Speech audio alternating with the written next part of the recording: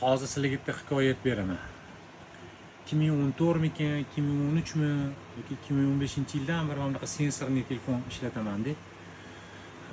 Bu telefon zo'r, hamma narsa yaxshi ishlaydi-yu, faqat endi ba'zi birlarda muammo bo'ladi. Masalan, biz Sergeli mashina bozoridamiz yoki masalan tog'li rayonlarga chiqqanda batareyasi yetmay qoladi, keyin sviyazi zo'r bo'lmay qoladi. Mana shunaqa holatlar ko'p uchraydi-da.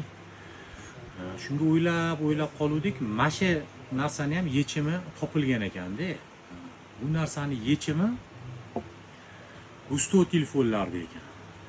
Men Gusto to'g'rini ko'rsatolman, o'zi 1dan 4gacha ekanda bu. Hop, buni nimasi yaxshi bu telefonni? Birinchidan qaranglar, masalan, klaviaturalari katta. Yosh kattalar masalan qilib bemalol ishlatadi. Hop, ikkinchi narsasi juda oddiy, sodda va qulay. Keyin batareykasi uzoqqa yetadi.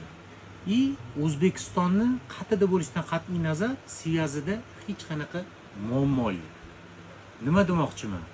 Sizlar ham shunaqa muammoga uchragan bo'lsanglar, albatta ikkinchi telefonga Gusto 4 telefonlarni xarid qilinglar.